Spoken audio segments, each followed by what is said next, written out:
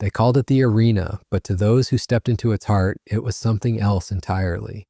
A place where breath turned shallow, where the sand stained red beneath bare feet. In Rome, death was entertainment, but for the men who faced it, it was something far more intimate. Picture the Colosseum at dawn, still cloaked in silence.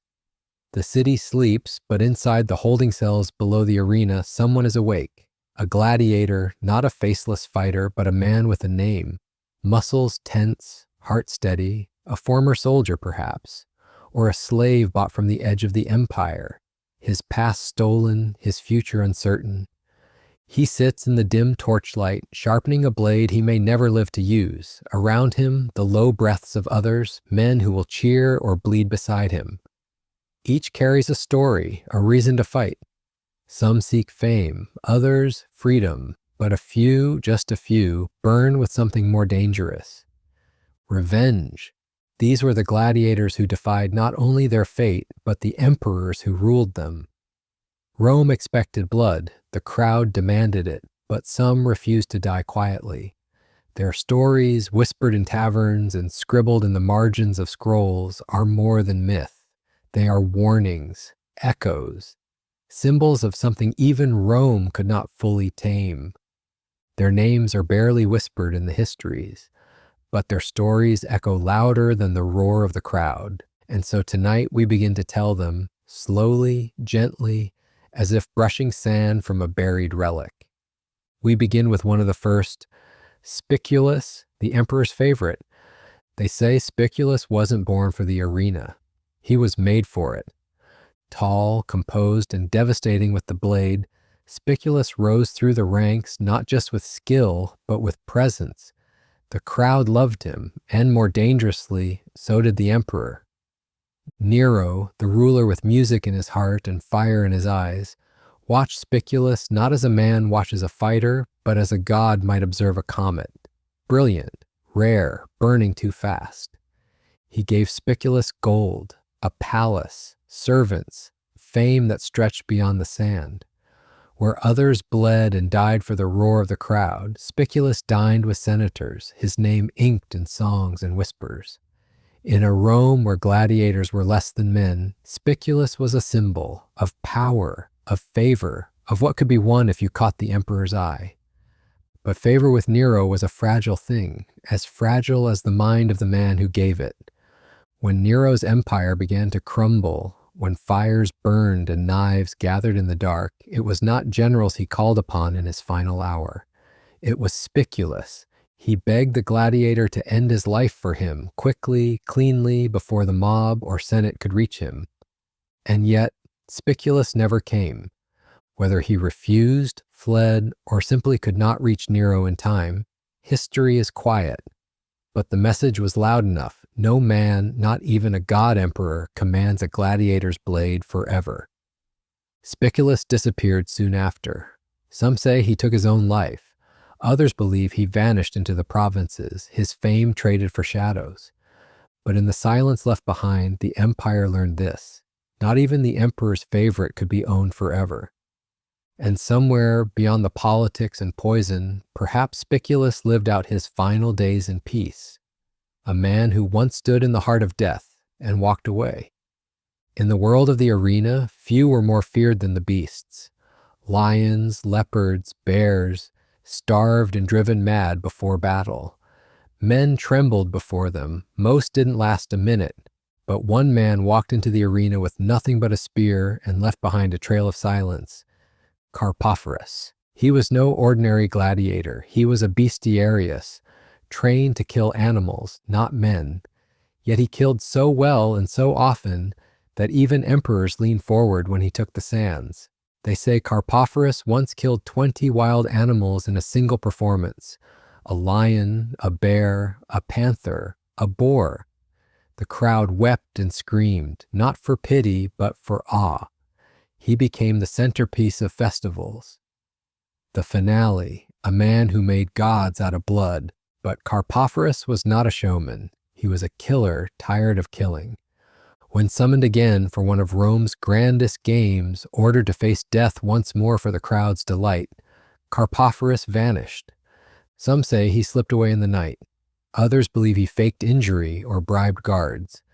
Whatever the truth, he was never seen in the arena again. Rome called him a coward, but others saw something different. A man who had mastered death and then denied it its final encore. Perhaps he returned to the provinces. Perhaps he became a hunter in the forests. Or perhaps he simply laid down his weapons, choosing silence over spectacle. One tale says he lived out his life in a quiet fishing village where no one spoke his name aloud. Only the children now and then would whisper of the man who once fought monsters. One tale says he lived out his life in a quiet fishing village where no one spoke his name aloud.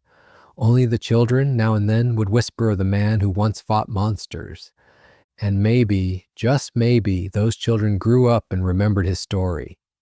And they passed it on, until Carpophorus became something larger than legend. A ghost, not of death, but of dignity. In a city where the blood of beasts and men fed the same sand, Carpophorus walked away. And in that quiet act, he won. Fade into low wind as if moving through a distant forest, then settle into stillness. Not every gladiator dreamed of freedom. Some chose the sand. Flama was born in the distant provinces, a Syrian by blood, a soldier by training, and a gladiator by fate. Taken in battle, or perhaps enslaved by debt, his first steps into the arena were likely uncertain.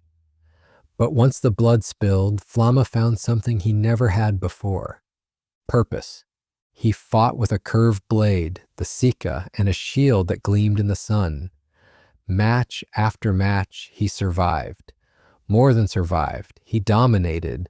The crowd came to know his name, whispered between cheers and bets. And in time, so did the officials. Flama was offered the wooden sword of freedom, not once, but 4 times. And each time, he gave it back. Historians have puzzled over it. Was it loyalty to his brotherhood, a love of combat, a mind too bound to the arena to imagine life outside it? We may never know, but what remains carved into his epitaph is chilling.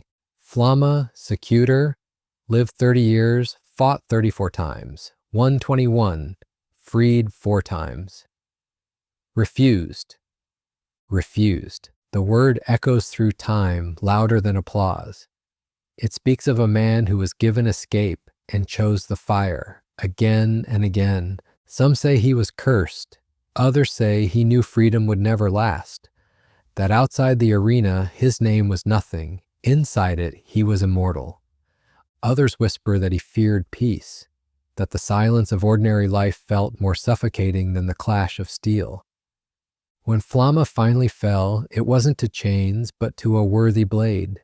He died as he lived, in the roar of the crowd, not in the quiet of old age.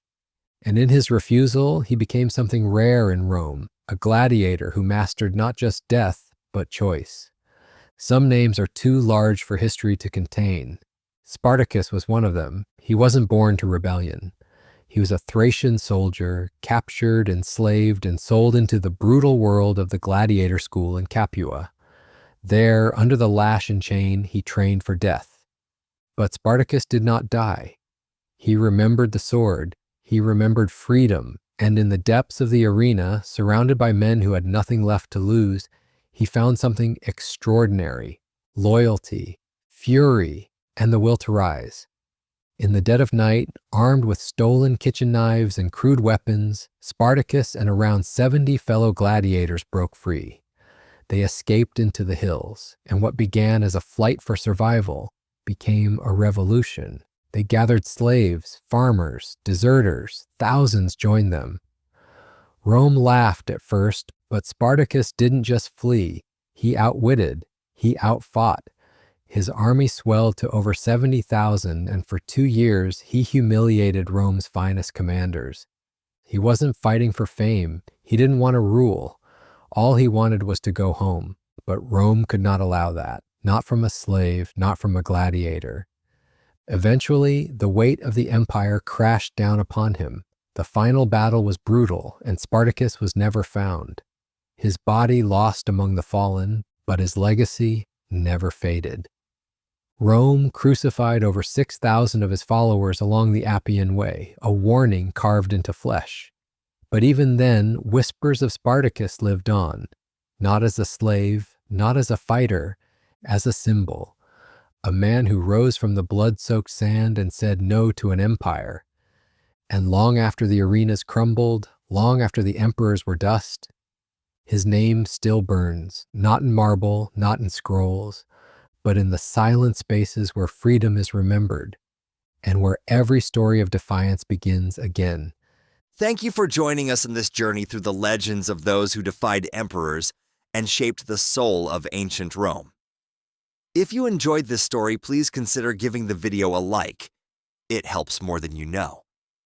Subscribe to Gods and Gladiators for more tales from history's edge, told gently and with heart. And if you'd like to keep the story going, click the video on your screen now. Thanks again, and sleep well.